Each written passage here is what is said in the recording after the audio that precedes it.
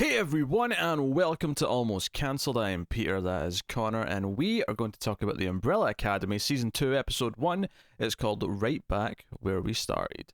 So, full spoilers for the episode, as always. The title's very apt, because this season kind of opens with a very similar premise that Season 1 had. Just with the caveat, of course, that they're in 1960, but 3, I think, is... By the end, yeah. Yeah, we're kind of spending most of the story. We see a lot of the characters when they teleported at the end of the finale in Season 1. They all go back to the 60s, spread out between 1960 itself and then 1963. So Klaus is there the longest. He's been there for 3 years. 5 is the one who arrives last. We sort of follow the story from his perspective. He arrives in, and we kind of discover with him... Oh, actually, not really. I mean, he discovers like 1 or 2 people. For the most part, we just cut to the characters, but once we're in 1963. But it's kind of from... He's kind of our gateway into, okay, this is where the story's really set. This is what we're really doing now. And yeah, it really is very much a... I don't want to say a redo of Season 1, because that seems a little unfair. But the basic premise is kind of just, we're doing it again. It's fine. Do you know, as the episode was going on, I was kind of feeling a little bit weird about this. I was like, really? It's just 10 days till the... Because it's just, the thing we've left out here is that when 5 actually first arrives, it's actually a little bit later than the rest of the show and the rest of the setting. It's a certain date, and it did say specifically. I want to say November, but I could be wrong. Maybe November.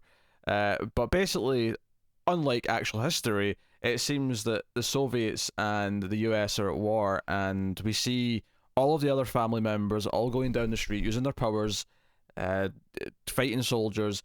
And then there's a nuclear holocaust, and they're all about to die. And just in the last second, Hazel shows up and saves 5. It makes it very clear that if he wants to save everyone, that they have to go back and change it from before. Yes. Very stylish sequence. It's very much in the style of a lot of what Season 1 did, where most episodes had at least one kind of source music scene where they'd have a song play and something cool stuff would be happening. It was very much in that kind of vein. So that was kind of that, and that set up kind of where we were going. Hazel surprisingly dies very quickly. It's an older Hazel as well, we must mention. This is a Hazel that spent 20 years with the donut girlfriend that he got in Season Agnes. 1. There you go. And then he gets shot immediately by seemingly our new villains for the season. 3 platinum-haired... I mean, I don't know if this is going to be a running theme, but at least later on in the episode, I was thinking of them as the milkmen, because they showed up in like a milk truck, but I don't know how... Yeah, no, I get that. That may be a one-time thing, though. That may not be they feel like they're essentially this season's Hazel and Chacha. Kinda, yeah. Also, I was getting vibes of Season 3 of Dark from them, just because there was 3 of them with the same sort of kind of look. Sure, yeah, they're all very similar. They're different people, though. It's not like they're the same guy. Oh, absolutely. I'm not, not saying that. It was just they had a similar look and vibe. Yeah. And, the 3 of them just being sinister, silent assassin-y.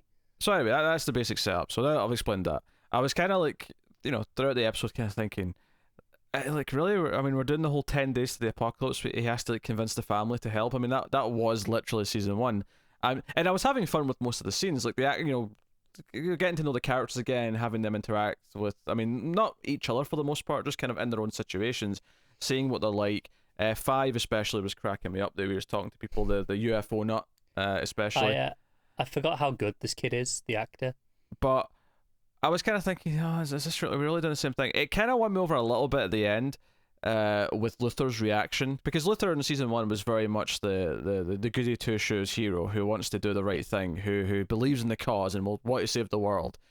So when 5 tells him at the end of the episode that this is happening again and that they have to save the world, it's going to end in 10 days, and Luther just goes, I don't give a shit. And that's our cold ending to the episode. Like, that had some impact, and that gives it a little bit more weight. Now, I'm a little bit skeptical still, so I'm going to have to wait and see how they shake the whole premise up from Season 1. Because obviously, okay, we're in the 60s, all the characters are in these different situations. Vanya seems to have amnesia, which is also maybe the other element I have a little bit of a frustration with. Because I wasn't sure how much she actually has amnesia and how much she's just playing it up.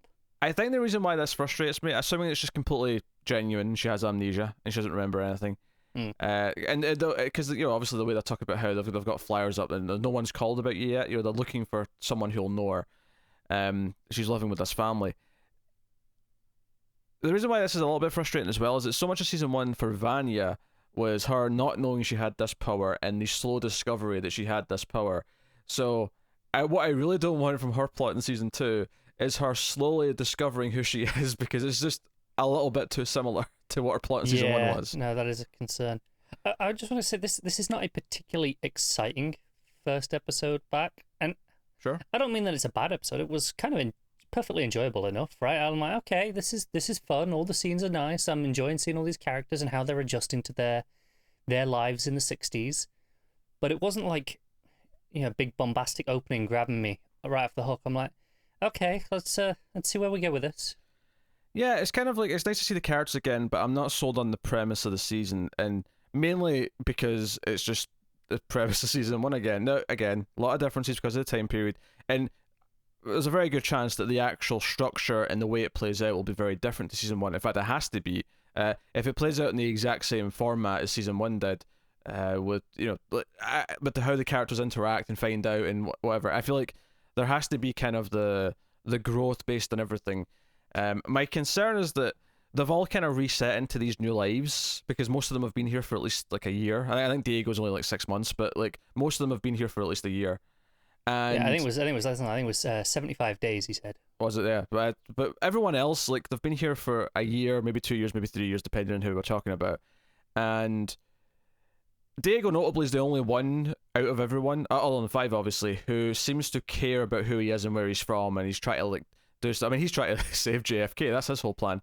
Which is why I think it was November, because he was like, right. Oh no, he's getting assassinated in a week's time. Which, as we know, 11/22/63 is the assassination of JFK, and I only know that because there was a TV show with that name. Very, very good. That's the only reason why I know the exact date. I mean, I always knew it was 63, but yeah, sure. And I vaguely knew it was around November, but I couldn't have told you the exact date before that. But so, I mean, he says that's next week. Let's assume it's a full week away.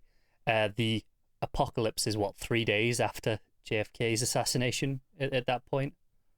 Yeah, if that all tracks out, that would make sense. So, we'll see. Yeah, and there's a big idea of if Diego does manage to stop it and is saving him the cause of the apocalypse, does it spiral from that? Now, we've not spoken about the individual characters and where they are yet. We've talked a little bit about Five's sort of mission and whatnot. We'll get into some more of those details. Before we go on, though, I do want to say that I don't want this to all start off sounding kind of, not negative, but like all very kind of like cautious. Like, oh, I'm not sure. There's some things here that we need to kind of wait and see on. I will give it a positive, albeit it's kind of a weird technical one, is that looking at the runtimes of the episodes, one of my complaints last season is that the episodes often felt like they were too long and there was just some plodding elements to a lot of the episodes. And I actually went back and checked, because I looked at the runtimes of these episodes, not even remembering I had that complaint. I only thought of having that complaint when I went back and checked season 1's episode numbers, and I went, oh yeah, I remember like having that problem, because season 1, most of the episodes are between 55 minutes and like a full 60, right? It's a full hour. Maybe one or two even creeped over that. This season, this one was actually about 42, 43. Most of the episodes are almost like, it's actually kind of shocking how many of them run exactly 45 minutes, going by the menu. There's one that's 40. And the reason why I'm bringing that up as a positive is, not only is that potentially like, oh, it's a tighter show, they've cut out some of the fat, it's a bit more lean and more focused, but the fact that I actually had the complaint last season that the episodes could be doing with some trimming, and then they've done it. They seem to be aware of that. Yeah, so I appreciate that. And so that's a very is it promising. The same amount of episodes? Yeah, 10 episodes. Yeah, same amount of episodes. So it's a very promising, a thing. I mean, it's not a guarantee it'll actually feel that way, but it's promising so far. As long as it's not all just the weird, songs and just sequences that they're just more surreal things.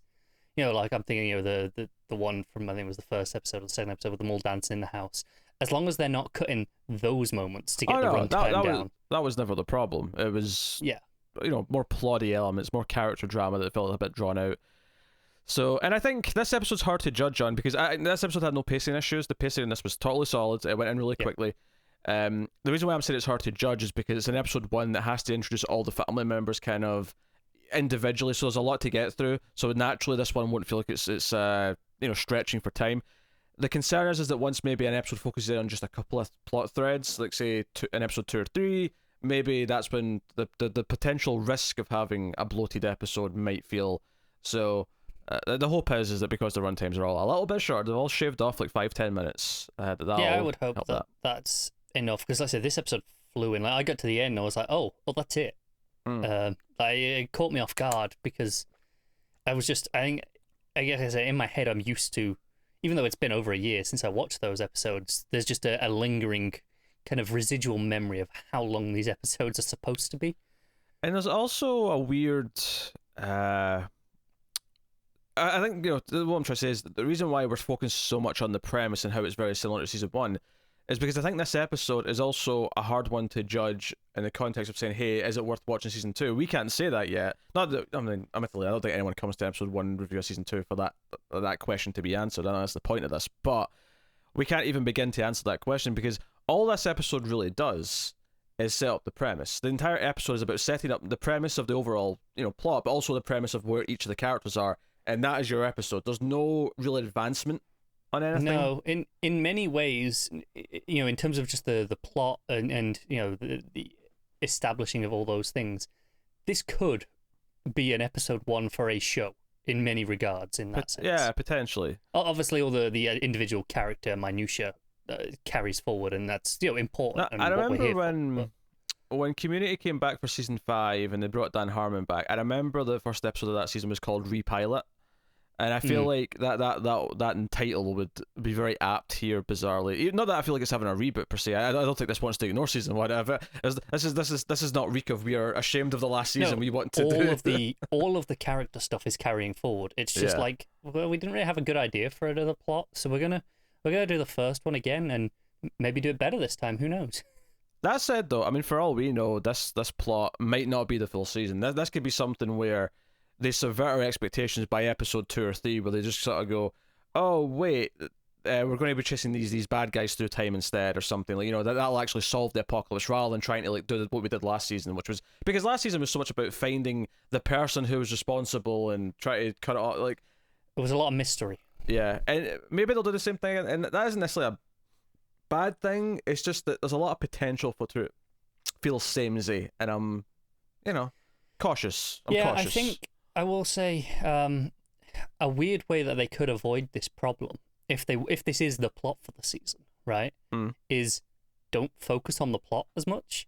If it turns out we're here for the character drama first and foremost, and their relationships and what they're doing in the time period, and the apocalypse is just something ticking away in the background. That could maybe work. I never noticed the title of the episode when I watched it. I only saw it when we sat down to review it, and I almost chuckled when I saw it, because it kind of it's like, yeah, that's kind of how I felt, actually. Right back where we started, we're kind of back there. The only difference is I think season 1 maybe took most of an episode before it set up the apocalypse thing. It took an episode just introducing everyone, and I think 5 came back at the end of the first episode, and then it set up that stuff in episode 2. So we'll see. I mean, I'm not. This is the thing. I don't want this to sound too harsh or anything, because I actually enjoyed most of what I saw. Yeah, I feel like we're being really negative sounding, but I did enjoy watching it. Like, it's complaints from a conceptual level rather than anything actually being wrong with what we watched. Yeah, and admittedly, like season 1 of Umbrella Academy, I enjoyed it more for the characters than I did for the plot.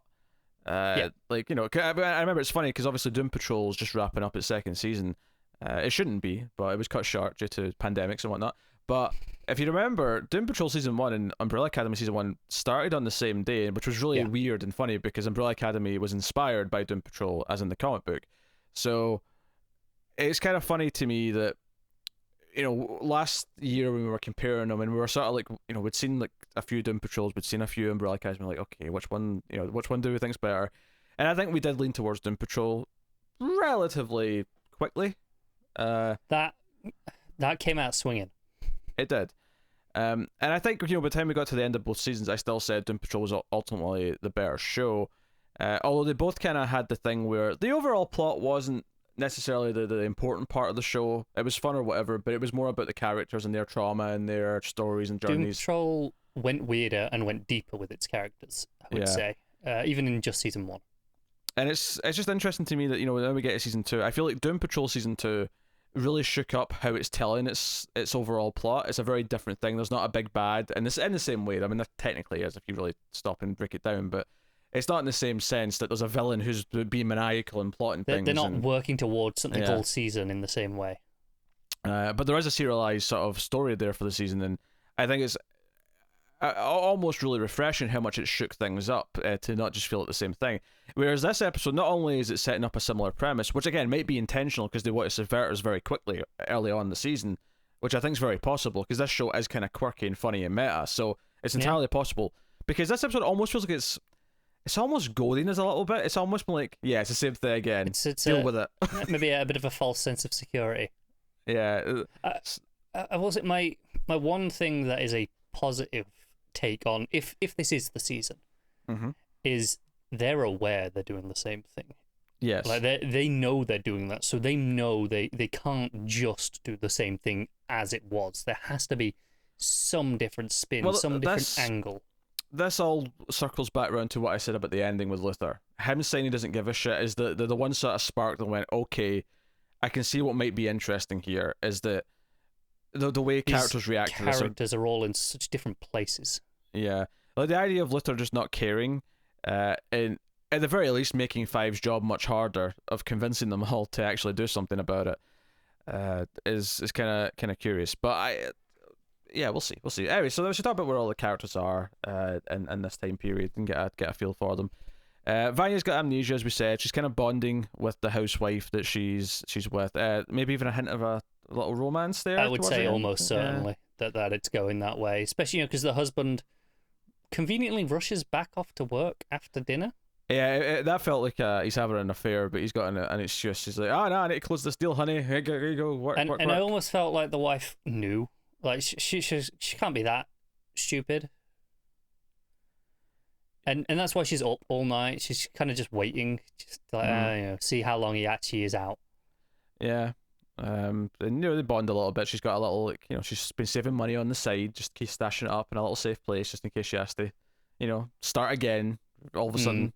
She's planning for an exit, even though the marriage on face value is, he's maybe he's cheating on her, but otherwise, I mean, this is a weird sentence, but otherwise he's being a reasonable husband and giving her a nice lifestyle and all these things. He may very well be cheating on her, but he isn't being like abusive or anything like that. Yeah. So that was kind of their thing. And they have a very strange son who's probably about 8, 10 maybe. Oh, he doesn't talk. That's right. Doesn't talk at all. Yeah. Which I think is maybe going to be something that kind of sparks some memories for Vanya, given Allison last season where that went. It could also just relate to her not having a power, and then all of a sudden she does. Yeah, could do. The voice could represent that. There was a scene at the table. I think it was right after the father leaves, where the two of them kind of share a look, and I'm almost like, oh no, he's going to talk to her, and he's going to be like, she's going to be the only one he talks to. Yeah, I can see that happening. Yeah, very possibly. And then she'll remember that she kind of helped destroy the world. And we'll see how she reacts to that. Yep. I guess that's partly why the amnesia thing's frustrating. I mean, first of all, it's a trope, but I don't necessarily mind it if it's doing something good with it. But I think it was far more interesting coming into this going, okay, where is Vanya at now that she remembers all this, and she knows, and then immediately it's like, no, she doesn't remember any of this. Yeah, like you say, repressed memories was such an important part of her journey in the first season that it really does feel like, here we go again, right? Yeah, I don't really want to do it again. So Vanya's plot might be the one that I like the least out of everything in this episode, because I'm like, I don't know if I care about doing this, because it's just so similar to season 1, where she's slowly discovering things. So again, I definitely have that concern with a few other characters as well, though, with specifics. Yeah, maybe it'll subvert, because this is the show that might very well subvert everything we're worried about. It might subvert all of it within 1 or 2 episodes, because it's a very witty show and it likes to do that kind of thing. So yeah, but we can only really judge on what we've seen so far. Yeah, so we have that. Luther is working for like a mob boss and also doing like Fight Club stuff for him. Yeah, he's earning money for the mob boss. He's presumably paying him back for something. He's in debt. Yeah, maybe. He seems to get on well enough with the girl who works at the club that they all hang out at. That's where 5 shows up at the end, of course, to see him.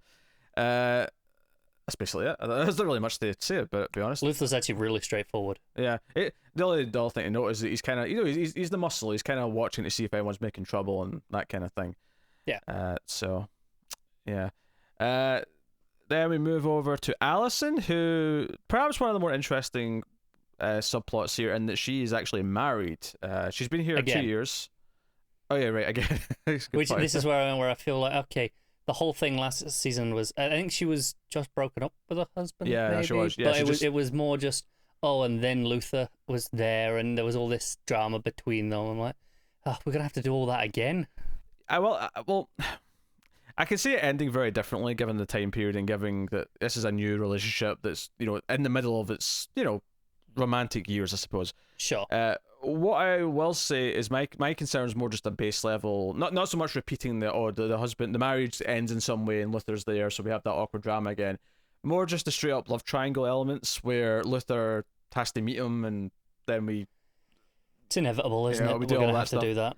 I'm a little concerned about that. The actual plot they're doing with this, though, where I think it was one of the most engaging elements of the episode. Well, even her when she lands, because she still has her season 1 hair when she lands, of course, because that's like immediately following. But then obviously a couple of years later, and she's still got her, the big cut on her throat, and it's still bandaged up from the end of season 1. She can't talk properly. Yes, but we do see in the apocalypse day that she does have her powers still. She can, because we speculated last season that she might lose them because of the throat. Yeah. But she does have her powers. What was I going to say there? My thought train was going when somewhere. she arrived. When she arrived, yes. And it immediately kind of like brings up the theme that they're going with, because that could have just been like her realizing what time period she's in, rather than like we're setting up what she's going to be doing. But it very much does. She notices, she goes into a restaurant, and everyone looks at her, and the guy points at a sign saying whites only, and it sets kind of her theme up. So her and her husband, along with other black people in the community, are kind of having like a town meetings, maybe not quite the right thing, but they're, because she works as a hairdresser right now. Yes, Allison, and they're using her shop as a place to meet, and they're talking about doing peaceful protests. They're talking about trying to inspire change with the hope that Kennedy is going to be a positive voice for them, that kind of thing. And we get this asshole white douchebag from across the street who's like, oh, I don't want any trouble, you all hanging out here at night, kind of insinuating a lot of stuff.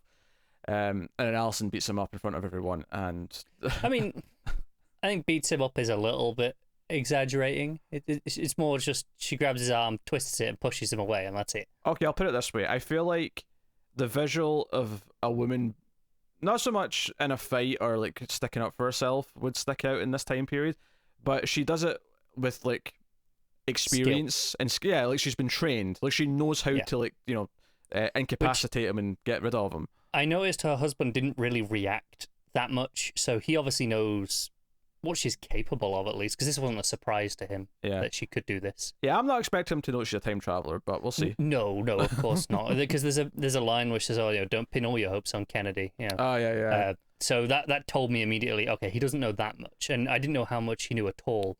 I doubt he even knows about her powers. But no, he knows she can handle herself. Because he gives her the book, right? And he says, "Oh, you always look up at the moon, so now you can see it whenever you want." And that was the moment where I felt, oh, love triangle, because obviously the moon's Luther. That's that's where he was. Yeah. So I'm a little concerned about that. I do appreciate them tackling this though. And I think it was handled pretty well, at least so far. Yeah. I think it's an interesting tactic for the show to take, because it definitely adds a bit of weight to something, and it maybe she's the one character, at least so far. I mean, Luther's maybe debatable, I suppose, but she's the one character who has something to kind of lose here. Like she actually says she's attached to someone. She has a life that she's built here. Yeah, and I think it's interesting just from the point of view that in season 1 she was, in the world, the popular one, right? She was the movie star. She was the one that everyone liked in the public perception, whereas here in the 60s, not so much. She's the outsider. I think it's interesting just kind of reversing that role for her, and in the same way that it's interesting for Luther to be the one who doesn't give a shit. Yeah, I wouldn't say Klaus has changed all that much, though. if we're honest. He steals a guy's truck. He tries to gamble. He's playing poker with them. Ben. To be fair, I think with Klaus we only really see right after he arrives, so that's pretty early days, right? No, this Or- Walker stuff's all present day. Oh, is that all still well, for not present day. You know what I mean? Present. the present for this season? Yes. Yeah, that's all Okay, after fair we jump to 63. Because they're coming back from San Francisco. I think they said they're on their way to Dallas. Okay. And Ben's a bit of a dick and says, "Oh, he's bluffing, by the way. He's not got anything." And then he's got a full house.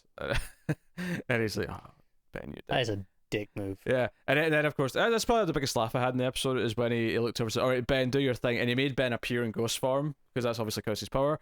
And Ben's like, "I'm good." Just Well, you had this whole independence thing, remember? So he runs off. They get arrested. Well, I say he gets arrested. Ben obviously just kind of hanging around as a ghost, but Klaus gets arrested for stealing the truck at the end of the episode. So again, his stuff's really simple but amusing enough.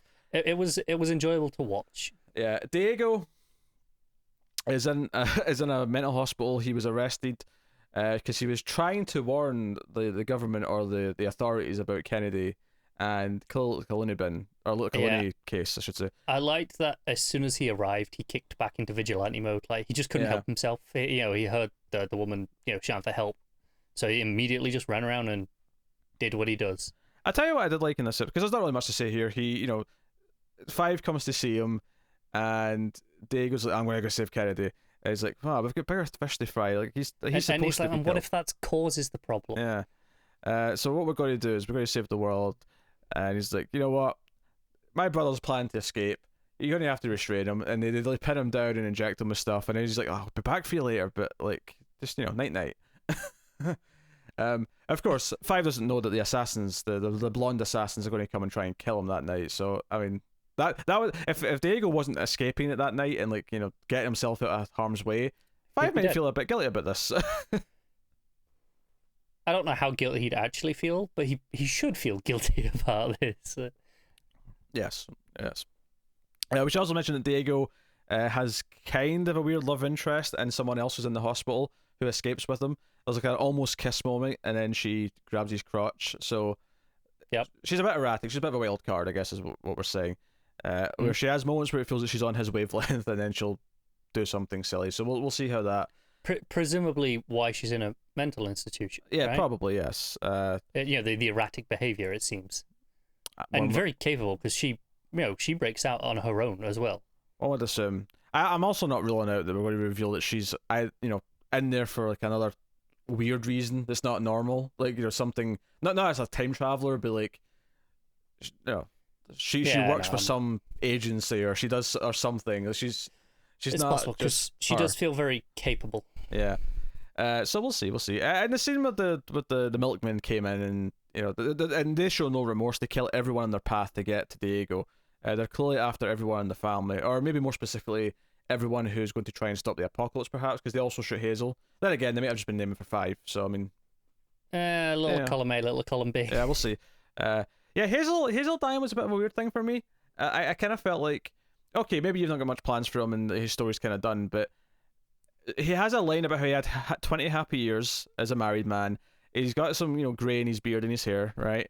And then he gets shot and just dies. And I'm like, obviously we might see him again because time travel and it's that kind of weird show. Maybe Klaus will bring Ghost Hazel around. I don't know. But it's kind of weird to me that it felt like it was so quick and sudden that it felt like it wanted to sweep him under the rug. We've got new things to do this season, so we just want to address that he's gone now. So I think the problem is that they didn't need to address it. He went off and got out of the life and was living his life with Agnes, and that was fine. They could have just had nothing at all from him. I think bringing him back in just to kill him is where it feels weird. Yeah, because he had his happy ending. He didn't need to be around. Maybe they've got more plans for him. Maybe we're going to see him again in other capacities. But it felt very kind of almost like a mean sequel where they'll kill off a character early on because they don't want the actor around, or the character just doesn't fit with what their plans for the sequel are, so they just want to quickly get rid of them. Yeah, a little bit. It kind of felt like that. So I mean, we'll see. So it's funny because I feel like I've nitpicked at a lot of potential problems, and I don't actually want to be that negative because I did generally have fun as it was going. The scenes were enjoyable to watch. The characters were fun to see again. But Yeah.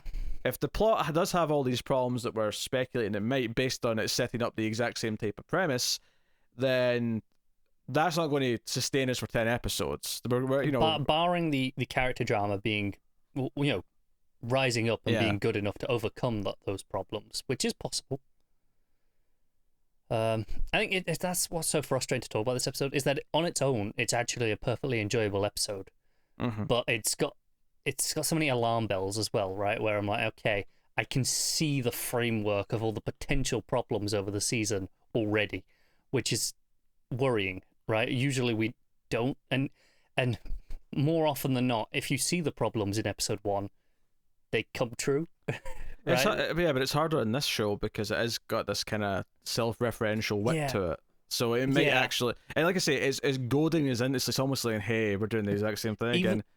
Even just down to naming this episode what it is tells me they're aware of what they're doing, which means that it's not just lazy, or either it's really lazy and they went, screw it, we're gonna make them think we got them, or they know what they're doing and we should have a little faith in them.